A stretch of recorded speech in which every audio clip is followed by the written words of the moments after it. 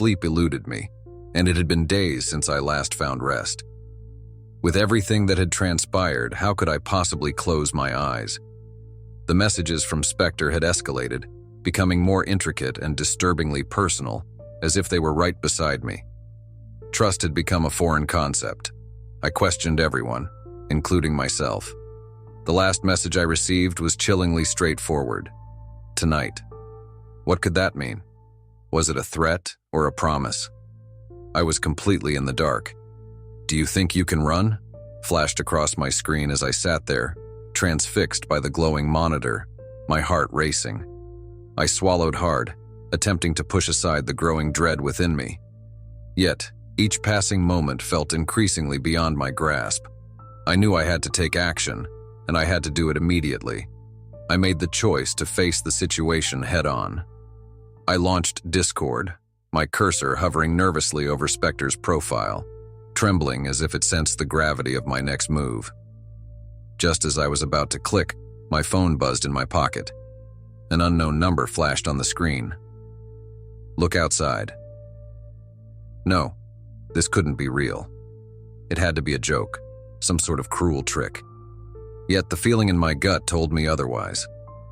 I rose from my chair, my legs feeling unsteady, and approached the window.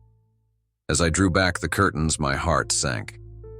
There, across the street and illuminated by a faint streetlight, stood a figure, just standing there, clad in black with a hood pulled low. Their hands rested at their sides. They remained completely still. I could sense their gaze piercing through me, even though their face was hidden from view. I wanted to turn away, but fear held me captive. The phone buzzed once more. Unknown number. "I see you." I stepped away from the window, my hands shaking uncontrollably. I switched off the lights in the apartment, moving quietly through the darkness.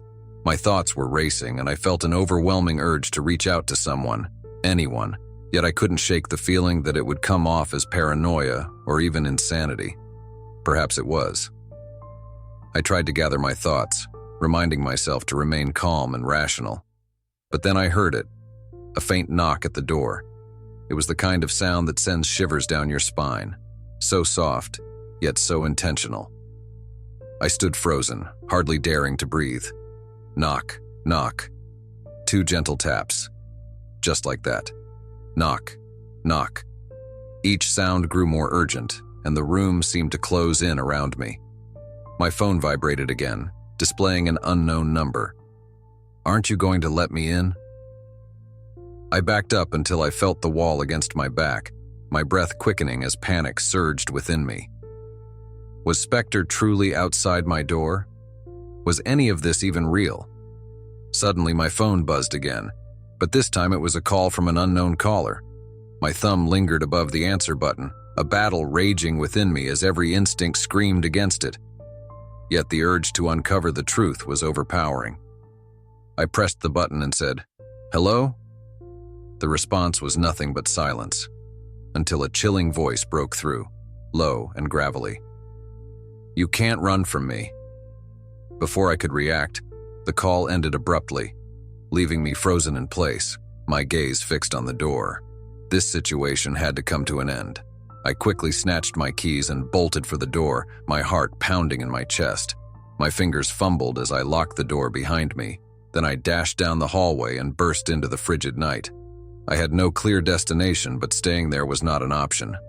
As I raced down the deserted street, I frequently glanced back, half convinced someone was trailing me. The eerie presence of Spectre seemed to cling to every shadow around me, and then I heard footsteps echoing behind me. I quickened my steps, my heart racing in my chest.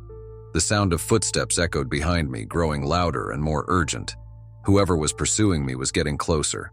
I rounded a corner, my lungs on fire and adrenaline surging through my veins. I desperately needed a place to hide.